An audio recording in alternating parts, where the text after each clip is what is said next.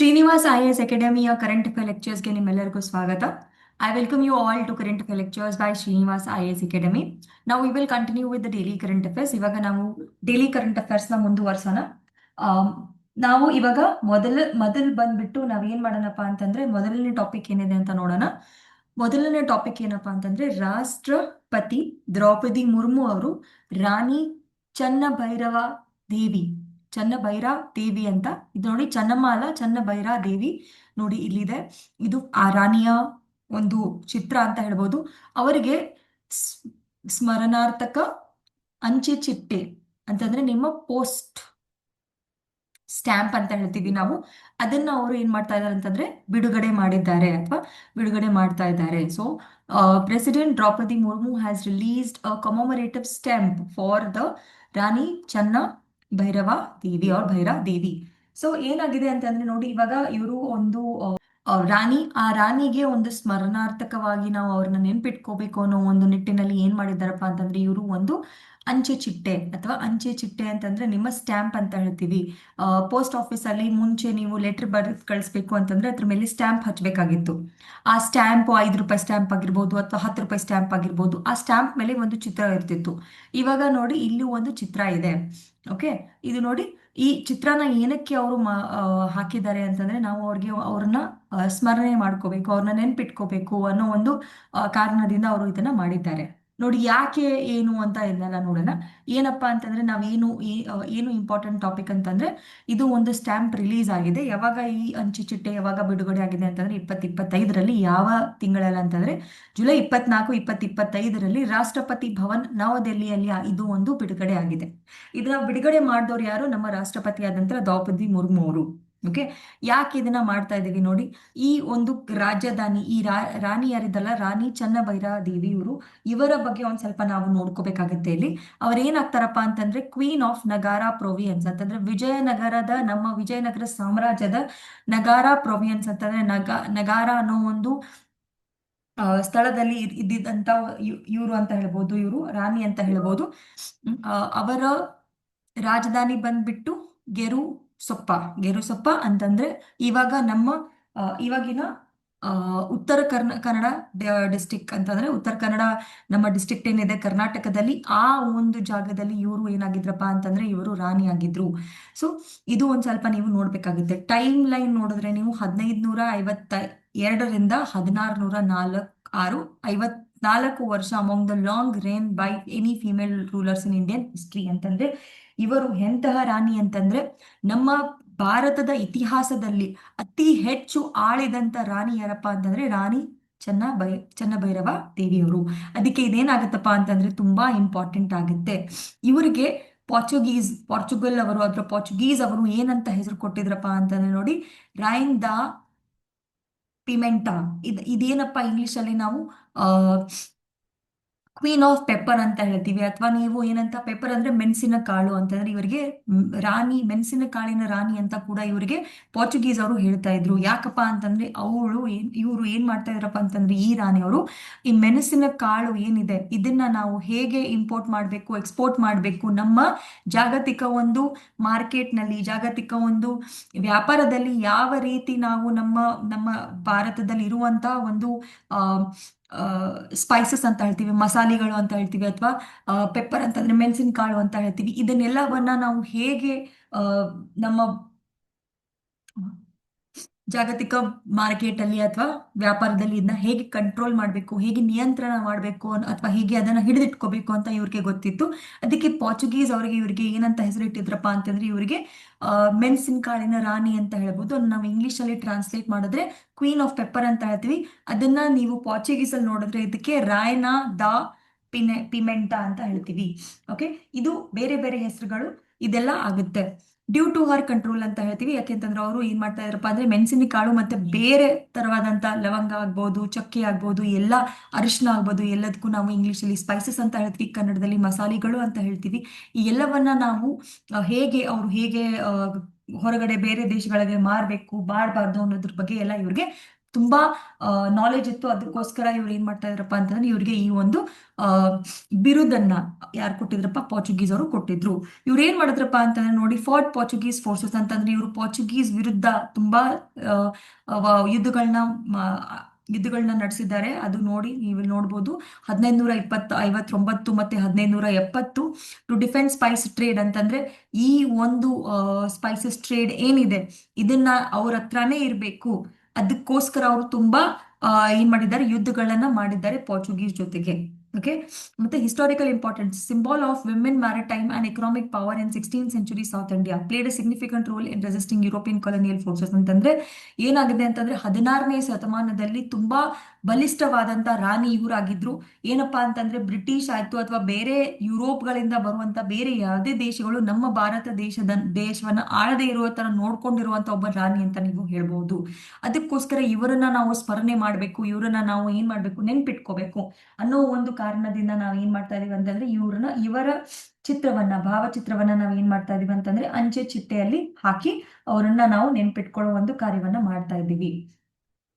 Next, see, why are we trying to remember this lady, or what exactly is there? Draupadi Murmu has, the Prime President Draupadi Murmu has released a commemorative stamp of Rani Channa Bhairava Devi.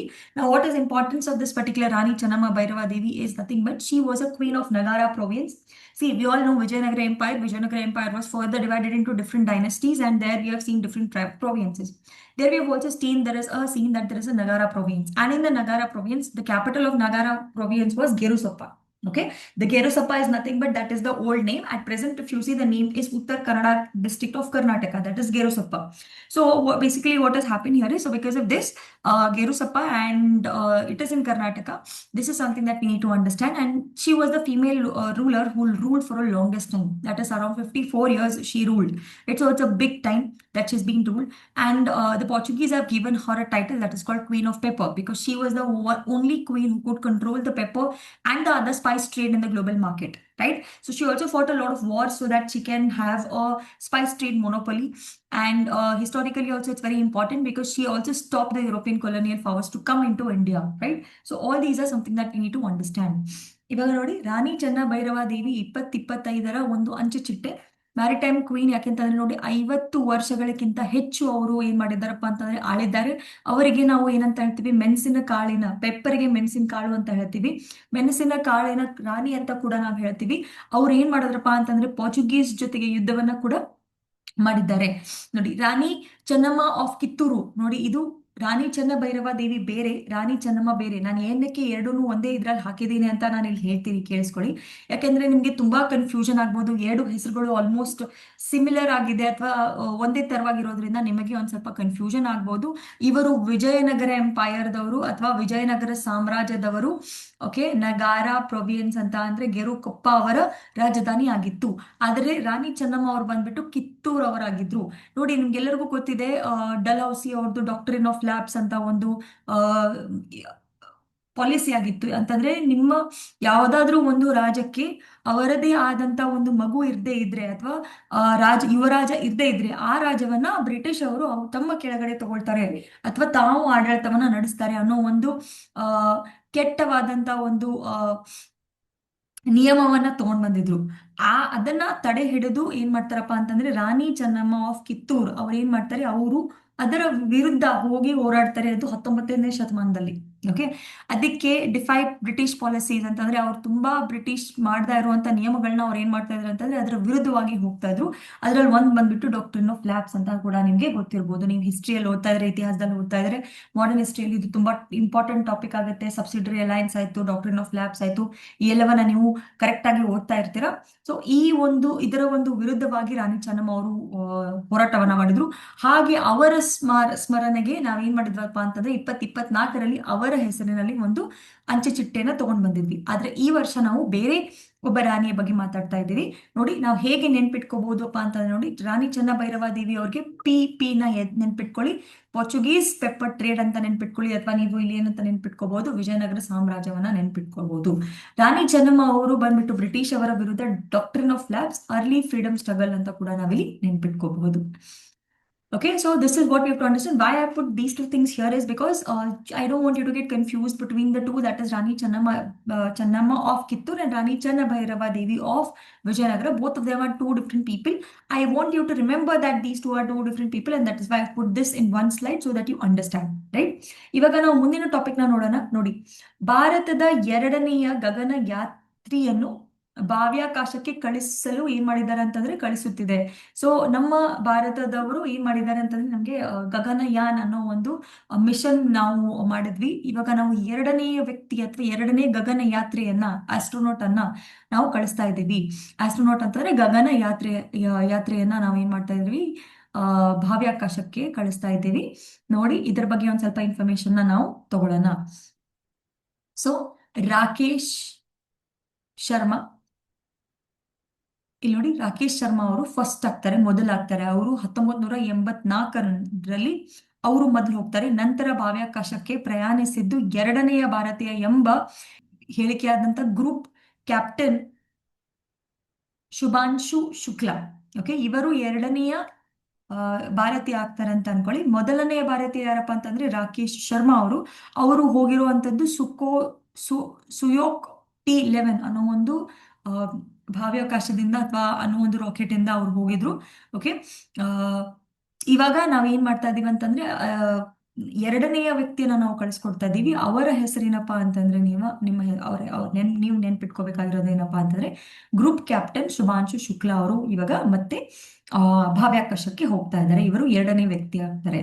ನೋಡಿ, ಭಾರತ ಮತ್ತೆ Soviet Soviet ಅಂದ್ರೆ ನಿಮ್ಮ ರಷ್ಯಾದವರು. ಅವಾಗ 1984 ಅಥವಾ 1984ರಲ್ಲಿ ಭಾರತ ಮತ್ತು Soviet ಅವರು ಬಾಹ್ಯಾಕಾಶಕ್ಕೆ ನೋಡಿ, ಆ ಹೆಸರು ಏನಿದೆ ಅಂತಂದ್ರೆ ಇದಕ್ಕೆ ಸುಯೋಜ್ T11 ನಲ್ಲಿ ಹಾರಿದ್ರು. ಯಾರಪ್ಪ? ನಿಮ್ಮ ರಾಕೇಶ್ ಶರ್ಮಾ ಅವರು ಸುಯೋಜ್ T11 ನಲ್ಲಿ ಏನ್ ಮಾಡಿದ್ರಪ್ಪ ಅಂತಂದ್ರೆ ಈ ಒಂದು ಬಾಹ್ಯಾಕಾಶದ ಏನಂತ ಹೇಳ್ತೀರಾ, ಜಂಟಿ ಒಂದು ಮಿಷನ್ ಅಂತ ಹೇಳ್ತೀವಿ, ಆ ಮಿಷನ್ ಅಲ್ಲಿ ಅವರು ಹೋಗಿದ್ರು.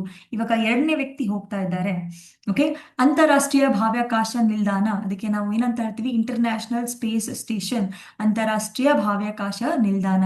ಇದನ್ನ ನಾವೇನ್ ಮಾಡ್ತಾ ಇದೀವಿ ನೋಡಿ, ಫಸ್ಟ್ ಇಂಡಿಯನ್ ಟು ರೀಚ್ ಅಂತಂದ್ರೆ ಇವರು ಮೊದಲನೆಯ ಭಾರತೀಯ. ಯಾರು? ನಮ್ಮ ಗ್ರೂಪ್ ಕ್ಯಾಪ್ಟನ್ ಶುಭಾಂಶು ಶುಕ್ಲಾ ಅವರು ಮೊದಲನೆಯ ಭಾರತೀಯ ಆಗ್ತಾರೆ. ಎಲ್ಲಿ ಹೋಗೋಕಂತಂದ್ರೆ ಅವರು ಅಂತಾರಾಷ್ಟ್ರೀಯ ಬಾಹ್ಯಾಕಾಶ ನಿಲ್ದಾಣಕ್ಕೆ ಹೋಗುವಂತ ಮೊದಲನೆಯ ಭಾರತೀಯ ಯಾರಪ್ಪ ಅಂತಂದ್ರೆ ನಮ್ಮ ಶುಭಾಂಶು ಶುಕ್ಲಾ ಅವರು ತಲುಪಿದ ಮೊದಲನೆಯ ಭಾರತೀಯ ಅಂತ ನಾವಿಲ್ಲಿ ಹೇಳ್ಬಹುದು.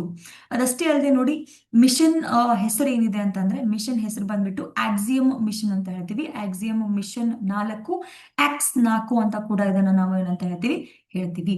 ಓಕೆ, ಇದು ಏನಾಗತ್ತಪ್ಪ ಅಂತಂದ್ರೆ ಇದನ್ನ ಆಪರೇಟ್ ಮಾಡ್ತಾ ಇರೋದು ಆಕ್ಸಿಯಂ US ಸ್ಪೇಸ್ ಅವರು. ಆಕ್ಸಿಯಂ ಬಾಹ್ಯಾಕಾಶ ಎಲ್ಲಿಂದ ಅಂತಂದ್ರೆ ಇವರು USA ದವರು ಅಂತ ಹೇಳಿ ನಾವು ಕೂಡ ಹೇಳ್ಬೋದು.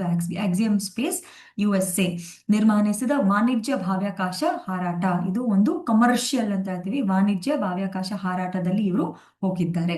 ಸೊ ಯಾಕೆ ಇದು ಇಂಪಾರ್ಟೆಂಟ್ ಆಗುತ್ತೆ ಅಂತಂದ್ರೆ ನೋಡಿ, ನಾವು ಎರಡನೇ ಸಲ ಒಬ್ಬ ವ್ಯಕ್ತಿಯನ್ನ ನಾವು ಬಾಹ್ಯಾಕಾಶಕ್ಕೆ ಕಳಿಸ್ತಾ ಇದೀವಿ ಅಂತಂದ್ರೆ ಇದು ತುಂಬಾ ಮಹತ್ವವಾದಂತ ಒಂದು ಕೆಲಸ. ಯಾಕೆಂದ್ರೆ ಅಲ್ಲಿ ಹೋಗಿ ಅವರು ಅಲ್ಲಿ ಏನು ನೋಡಿದ್ದಾರೆ ಅಂತ ಬಂದು ಇಲ್ಲಿ ನಮ್ಗೆ ಹೇಳಿದ್ರೆ ಅಲ್ಲಿಂದ ನಾವು ತುಂಬಾ ರಿಸರ್ಚ್ ನ ಮಾಡ್ಬೋದು, ಸಂಶೋಧನೆಗಳನ್ನ ಮಾಡ್ಬೋದು, ಇನೋವೇಷನ್ ಮಾಡ್ಬೋದು.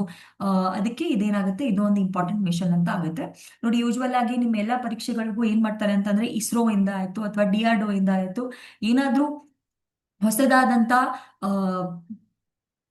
ಕೆಲಸಗಳಿದ್ರೆ ಅದನ್ನ ಅವರು ಹೇಳ್ತಾರೆ ನಿಮ್ಗೆ, ಅದರ ಬಗ್ಗೆ ನಿಮ್ಗೆ ಕ್ವಶನ್ಸ್ ನವರು ಕೇಳ್ತಾರೆ. ಅದಕ್ಕೆ ಇದು ಒಂದು ಇಂಪಾರ್ಟೆಂಟ್ ಟಾಪಿಕ್ ಆಗುತ್ತೆ. ಓಕೆ, ಇವಾಗ ಈ ಮಿಷನ್ ಬಗ್ಗೆ ಒಂದ್ ಸ್ವಲ್ಪ ನೋಡೋಣ. ಇದೇನಾಗತ್ತಪ್ಪ ಅಂತಂದ್ರೆ ವಾಣಿಜ್ಯ ಸ್ಪೇಸ್ ಫ್ಲೈಟ್ ಅಥವಾ ಬಾಹ್ಯಾಕಾಶ ಅಂತ ಫ್ಲೈಟ್ ಆಗಿದೆ. ಎಲ್ಲಿ ಹೋಗಿದೆ ಅಂತಂದ್ರೆ ಇದು ಹೋಗಿರೋದು ಅಂತಾರಾಷ್ಟ್ರೀಯ ಬಾಹ್ಯಾಕಾಶ ನಿಲ್ದಾಣಕ್ಕೆ ಹೋಗಿದೆ. ಯಾರು ಇದನ್ನ ನಡೆಸ್ಕೊಟ್ಟಿದ್ದಾರೆ ಅಂತಂದ್ರೆ ಆಕ್ಸಿಯಂ ಸ್ಪೇಸ್ ಅವರು. ಯಾವ ದೇಶದಪ್ಪ ಇದು? United States of America. ಅದು ಅಮೆರಿಕಾ ದೇಶದ್ದು ಅಂತ ಹೇಳ್ಬಹುದು. ಆಮೇಲೆ ಇದನ್ನ ಯಾವಾಗ ಇದನ್ನ ನಾವು ಮಾಡಿದ್ವಿ? ಜೂನ್ 2025ರಲ್ಲಿ ಆಗಿತ್ತು. ಇದಕ್ಕಿಂತ ಮುಂಚೆನೂ ನಾವು ತುಂಬಾ ಬೇರೆ ಮಿಷನ್ಸ್ ಗಳು ಕೂಡ ಇದೆ. AX1, AX2, AX3. ಈ ಒಂದು ಮಿಷನ್ ಹೆಸರು ಬಂದ್ಬಿಟ್ಟು AX4 ಅಂತ ಹೇಳ್ಬೋದು. All commercial missions supported by NASA ಅಂತಂದ್ರೆ ನಾಸಾದವರು ಏನ್ ಮಾಡಿದ್ದಾರೆ, ಇದಕ್ಕೆ ಪ್ರೋತ್ಸಾಹನೆ ಕೊಟ್ಟಿದ್ದಾರೆ ಅಥವಾ ಸಪೋರ್ಟ್ ಅನ್ನ ಕೊಟ್ಟಿದ್ದಾರೆ, ಸಹಾಯವನ್ನ ಮಾಡಿದ್ದಾರೆ. ಏನು ಇದರ ಮೂಲ ಆಬ್ಜೆಕ್ಟಿವ್, ನಾವು ಯಾಕೆ ಇದನ್ನ ಮಾಡ್ತಾ ಇದೀವಿ ಅಂತಂದ್ರೆ transition from international space to commercial private space stations promoting space tourism ಅಂತಂದ್ರೆ ಬಾಹ್ಯಾಕಾಶದಲ್ಲೂ ಕೂಡ ನೀವು ಹಾರಾಡಬಹುದು. ಈಗ ನಾವು ಹೇಗೆ ಒಂದು ದೇಶದಿಂದ ಇನ್ನೊಂದು ದೇಶವನ್ನ ನೋಡಕ್ ಹೋಗ್ತೀವಿ, ಹಾಗೆ ನಾವು ಸ್ಪೇಸ್ ಟೂರಿಸಂ ಕೂಡ ಮಾಡಬಹುದು. ಮತ್ತೆ ಬೇರೆ ಬೇರೆ ದೇಶಗಳು ಏನ್ ಮಾಡಬಹುದು ಅಂದ್ರೆ ತಮ್ಮ ತಮ್ಮ ಒಂದು ಸಂಶೋಧನೆಗಳನ್ನ ಅಲ್ಲಿ ಮಾಡಬಹುದು. ಅಂತಾರಾಷ್ಟ್ರೀಯ ನಾವು ಏನ್ ಮಾಡ್ಬೋದು, ಜಂಟಿಯಾಗಿ ಬೇರೆ ಬೇರೆ ಮಿಷನ್ಗಳನ್ನ ತಗೊಂಡ್ ಬರ್ಬೋದು. ಈ ಎಲ್ಲಾ ಒಂದು ನಿಟ್ಟಿನಲ್ಲಿ ಈ ಎಲ್ಲಾ ಆಬ್ಜೆಕ್ಟಿವ್ಸ್ ನ ಇಟ್ಕೊಂಡು ನಾವು ನಮ್ಮ ಭಾರತದಿಂದ ಒಬ್ಬರನ್ನ ಅಲ್ಲಿ ಕಳಿಸಿದ್ದೇವೆ. ಓಕೆ, ಇದಷ್ಟೇ ಅಲ್ಲದೆ ನೋಡಿ, ನಮಗೆ ಯಾವ ರೀತಿ ನಮ್ಮ ಭಾರತಕ್ಕೆ ಯಾವ ರೀತಿ ಇದು ಸಹಾಯಕಾರಿ ಆಗುತ್ತೆ ನೋಡಿ. ಇದೇನಾಗತ್ತಪ್ಪ ಅಂತಂದ್ರೆ ನಮ್ಮ ಇಸ್ರೋ ಅಂತಂದ್ರೆ ನಮ್ಮ ಇಂಡಿಯನ್ ಸ್ಪೇಸ್ ರಿಸರ್ಚ್ ಆರ್ಗನೈಸೇಷನ್ ಏನಿದೆ, ಅಲ್ಲಿ ಕೆಲಸ ಮಾಡುವಂತ ಕೆಲಸಗಾರರಿಗೆ ಒಂದ್ ಸ್ವಲ್ಪ ಅಂದ್ರೆ ಇವ್ರು ಹೋಗಿ ವಾಪಸ್ ಬಂದ್ರೆ ನಮಗೆ ಅಲ್ಲಿಂದ ಒಂದ್ ಸ್ವಲ್ಪ ಅವ್ರಿಗೆ ಎಕ್ಸ್ಪೀರಿಯನ್ಸ್ ಸಿಗುತ್ತೆ. ಹಾಗಾಗೋದ್ರಿಂದ ಏನಾಗುತ್ತೆ, ನಾವು ನಮ್ಮ ಭಾರತದಲ್ಲಿಯೂ ಕೂಡ ನಾವು ಬೇರೆ ಜನರನ್ನ ನಾವು ಏನ್ ಮಾಡ್ಬೋದು, ಗಗನಯಾತ್ರಿಗಳನ್ನ ನಾವು ಕಳಿಸಬಹುದು. ಓಕೆ, ಅದಷ್ಟೇ ಅಲ್ಲದೆ ಏನಾಗುತ್ತೆ, ನಾವು ಅಲ್ಲಿಂದ ಮೆಡಿಸಿನ್ ಆಯ್ತು, ಔಷಧಿಗಳಾಯ್ತು, ಮತ್ತೆ ಏನ್ ಮಾಡ್ಬೋದು ಅಂತಂದ್ರೆ ನಮ್ಮ ಗಗನ್ಯಾನ್ ಮಿಷನ್ ಏನಿದೆ, ಅದೇ ನಮ್ಮ ಭಾರತದ ಮೊದಲನೆಯ ಮನುಷ್ಯ ಹೋಗುವಂತ ಒಂದು ಮಿಷನ್ ಅಂತ ಹೇಳ್ಬೋದು. ಮನುಷ್ಯ ಬಾಹ್ಯಾಕಾಶ ಮಿಷನ್ ಅಂತ ಹೇಳ್ಬೋದು. ಯಾಕಂತಂದ್ರೆ ನಾವು ಮೊದಲನೇ ಬಾರಿ ಮನುಷ್ಯರನ್ನ ಬಾಹ್ಯಾಕಾಶಕ್ಕೆ ಕಳಿಸ್ಕೊಡ್ತಾ ಇದ್ದೀವಿ. ಇದೆಲ್ಲದಕ್ಕೂ ಏನಾಗುತ್ತೆ, ನಮ್ಗೆ ತುಂಬಾ ಸಹಾಯ ಆಗುತ್ತೆ. ಅದಷ್ಟೇ ಅಲ್ಲದೆ ನೋಡಿ, ನಮ್ಮ ಭಾರತವನ್ನ ಅದು ಗಟ್ಟಿ ಮಾಡುತ್ತೆ. ಅದು ಎಲ್ಲಿ ಗಟ್ಟಿ ಮಾಡುತ್ತಪ್ಪ ಅಂತಂತಂದ್ರೆ ಜಾಗತಿಕ ಬಾಹ್ಯಾಕಾಶದ ಯಾವುದೇ ಮಿಷನ್ಗಳನ್ನ ನಾವು ಮಾಡ್ತಾ ಇದೀವಿ ಅದಕ್ಕೆಲ್ಲದಕ್ಕೂ ಏನಾಗುತ್ತೆ, ನಮ್ಮ ಭಾರತದ ಒಂದು ಸ್ಥಾನ ಗಟ್ಟಿ ಆಗುತ್ತೆ. ಇದು ಒಂದು ತುಂಬಾ ಇಂಪಾರ್ಟೆಂಟ್ ಟಾಪಿಕ್ ಆಗುತ್ತೆ ಇಲ್ಲಿ ನೋಡಿ. ಅದಷ್ಟೇ ಅಲ್ಲದೆ ಏನಾಗುತ್ತೆ, ನಮ್ಮ ವಾಣಿಜ್ಯ ಕೂಡ ಬೆಳೆಯುತ್ತೆ. ಬೂಸ್ಟ್ ಪ್ರೈವೇಟ್ ಸೆಕ್ಟರ್ಸ್. ಯಾಕೆಂತಂದ್ರೆ ನಾವ್ ಏನ್ ಮಾಡ್ತಾ ಇದೀವಿ, ನಾವೇನಾದ್ರೂ ಕರೆಕ್ಟ್ ಆಗಿ ಮಾಡಿದ್ವಿ, ನಿಮ್ಗೆಲ್ಲರಿಗೂ ಗೊತ್ತಿದೆ ಮಾಮ್ ಮಿಷನ್ ಗೊತ್ತಿರಬಹುದು ಅಂತಂದ್ರೆ ಮಾರ್ಸ್ ಆರ್ಬಿಟಿಂಗ್ ಮಿಷನ್ ಅಂತ ಹೇಳ್ತೀವಿ ಇದಕ್ಕೆ ನಾವು. ಮಾರ್ಸ್ ಆರ್ಬಿಟಿಂಗ್ ಮಿಷನ್ ಏನಪ್ಪಾ ಅಂತಂದ್ರೆ ನಾವು ಚೈನಾವನ್ನ ಕೂಡ ಸೋಲಿಸಿ ಮೊದಲ ದೇಶ ಆಗಿದ್ದೇವೆ ಮಾರ್ಸ್ಗೆ ಹೋಗೋಕೆ. ಮಾರ್ಸ್ಗೆ ಹೋಗುವಂತ ಮೊದಲ ದೇಶ ಯಾರಾಗಿತ್ತಪ್ಪ, ಭಾರತ ಆಗಿತ್ತು. ಈ ತರ ಎಲ್ಲ ನಾವು ಒಂದು ಸಂಶೋಧನೆಗಳನ್ನ ಅಥವಾ ಏನಾದ್ರೂ ಸಾಧನೆಗಳನ್ನ ಮಾಡಿದ್ರೆ ನಮಗೆ ಏನಾಗುತ್ತೆ, ಬೇರೆ ದೇಶಗಳಿಂದ ನಮಗೆ ಹೂಡಿಕೆಗಳು ಬರುತ್ತೆ. ಹೂಡಿಕೆ ಬರೋದ್ರಿಂದ ಏನಾಗುತ್ತೆ, ನಮ್ಮ ಬಾಹ್ಯಾಕಾಶದ ಆರ್ಥಿಕತೆ ಏನಿದೆ ಅದು ತುಂಬಾ ಬೆಳೆಯಕ್ಕೆ ಸ್ಟಾರ್ಟ್ ಆಗುತ್ತೆ. ಈ ತರ ನಾವು ಜಾಬ್ಸ್ ನ ಕ್ರಿಯೇಟ್ ಮಾಡಬಹುದು, ಈ ತರ ನಾವು ಡೆವಲಪ್ಮೆಂಟ್ ಕೂಡ ಮಾಡಬಹುದು. ಇದೆಲ್ಲವೂ ಏನಾಗುತ್ತೆ, ತುಂಬಾ ಹೆಲ್ಪ್ ಆಗುತ್ತೆ ನಮ್ಮ ಇಂಡಿಯಾಗೆ, ನಮ್ಮ ಭಾರತಕ್ಕೆ. ನಮ್ಮ ಭಾರತದವರು ಕೂಡ ನಮ್ಮ ಭಾರತದಲ್ಲಿ ಇರುವಂತ ಬಾಹ್ಯಾಕಾಶೀಯ ಟೆಕ್ನಾಲಜಿ ಏನಿದೆ, ತಂತ್ರಜ್ಞಾನ ಏನಿದೆ, ನಮಗೆ ಯಾವ ಸಾಮರ್ಥ್ಯ ಇದೆ ಅದನ್ನ ಕೂಡ ನಾವು ಏನ್ ಮಾಡ್ತೀವಪ್ಪ ಅಂತಂದ್ರೆ ತೋರಿಸ್ತೀವಿ. ಅದಷ್ಟೇ ಅಲ್ಲದೆ ನಮ್ಮ ಪಾರ್ಟ್ನರ್ಶಿಪ್ ಏನಿದೆ, ನಮ್ಮ ನಾವು ಯಾವ ರೀತಿ ಜಂಟಿಯಾಗಿ ನಾಸಾ ಅವರ ಜೊತೆಗೆ ಮತ್ತೆ ಯುರೋಪ್ ಸ್ಪೇಸ್ ಏಜೆನ್ಸಿ ಅವ್ರ ಜೊತೆಗೆ ಅಥವಾ ಬೇರೆ ಕಂಪನಿಗಳ ಜೊತೆಗೆ ನಾವು ಜಂಟಿಯಾಗಿ ಎಷ್ಟು ಕಾರ್ಯಗಳನ್ನ ನಾವು ಮಾಡಬಹುದು ಅಂತ ಕೂಡ ನಾವೇನ್ ಮಾಡ್ತಾ ಇದೀವಿ, ತೋರಿಸ್ತಾ ಇದೀವಿ. ಅದಷ್ಟೇ ಅಲ್ಲದೆ ನೋಡಿ, inspire students to perceive STEM education besides build skill talent pipeline ಅಂತಂದ್ರೆ ನಾವೇನ್ ಮಾಡ್ತಾ ಇದೀವಪ್ಪ ಅಂತಂದ್ರೆ ಇಲ್ಲಿ ನಾವು ಬೇರೆ ನಮ್ಮ ದೇಶದಲ್ಲಿರುವಂತ ಯುವ ಜನತೆಗೂ ಕೂಡ ಸಹಾಯವನ್ನ ಮಾಡ್ತಾ ಇದೀವಿ ಅಂತ ನಾವಿಲ್ಲಿ ಹೇಳಬಹುದು.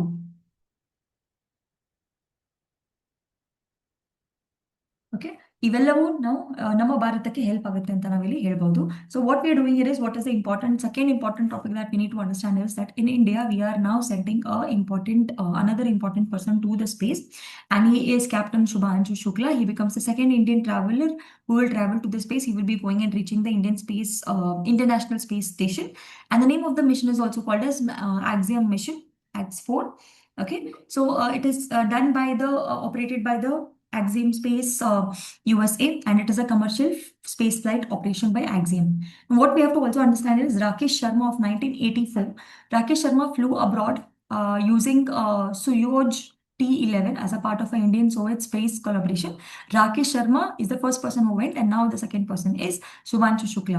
Now this is going to help us in a lot of things because this is the basic information. Why are we trying to do this? We want to make sure that there is a private commercial space station that we want to do. We also want to promote space tourism. We also want to do a lot of research and international collaboration, etc. And we also will get a lot of hands-on experience because of this person. When he goes and comes back, he's going to share his experience, and that experience that we are going to have will help us in understanding a lot of things. So that is why what happens here is this is going to be important for us, right? So I will stop here. ಇವತ್ತು ನಾನು ಇಲ್ಲಿಗೆ ನಿಲ್ಲಿಸ್ತೀನಿ, ಮತ್ತೆ ನಾಳೆ ಬೇರೆ ಟಾಪಿಕ್ಸ್ಗಳನ್ನ ತಗೊಂಡ್ ಬರ್ತೀನಿ. ಅಲ್ಲಿವರೆಗೂ ಧನ್ಯವಾದಗಳು.